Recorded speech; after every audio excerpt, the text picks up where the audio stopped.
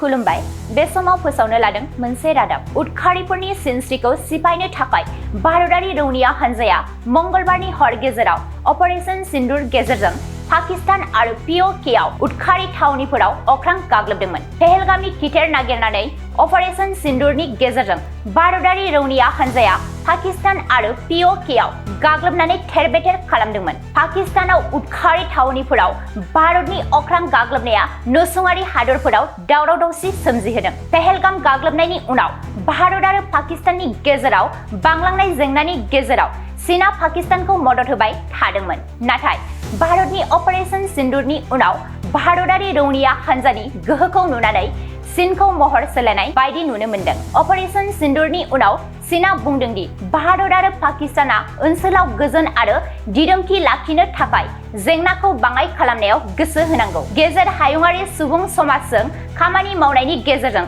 जेंनाखौ बाङाइ खालामनायाव थिरांथायारि बिफाव लानो हागौ। बेजों लोगोसेनो चीननि बायजोआरि मन्थ्रि बिफानआ बुंदों दि चीनआ आथिखालनि थासारिनि सायाव जिंगा सिदों। चीनआ मोनफ्रोमबो महरावनो उदखारिफोरनि हेंथा खालामो, नाथाय ओनसोलाव दिदोमथिनि थाखाय गोजोन लाखिनो आरो जायखिजाया रोखोमनि थुलुंगा होग्रा खामानिनिफ्राय जानगाराव थानो थाखाय चीनआ मोन्नैबो हानजा भारत आरो पाकिस्तानखौ खावलायो।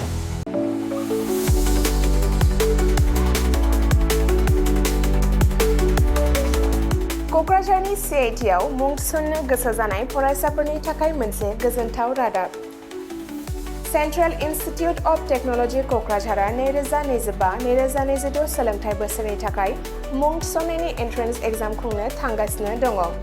Diploma, BTech, MTech, bachelor and master of design आरो PhD नि थाखाय एन्ट्रेन्स एग्जाम खुंनाय जागोन। डिप्ल'मा प्रग्रामाव दङ CE, CSE, ECE, FPT, CAI आरो AMT।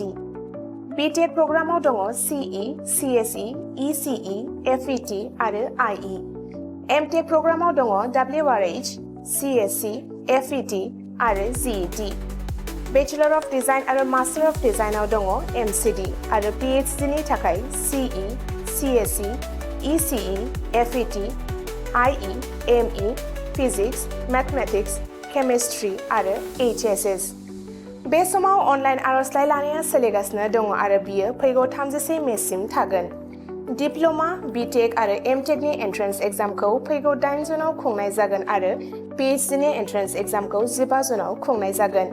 आबुङै मिथिनो थाखाय एडमिशन सेल CIT क'क्राझारनि मबाइल नम्बर 9365031406 आव सुलाद लानो हागोन एबा query2025@cit.ac.in आव इमेल खालामहरनो हागोन। बेनि अनगायै cit.ac.in एबा admission.cit.ac.in बे मोननै वेबसाइटआव हाबनानै नायनो हागोन।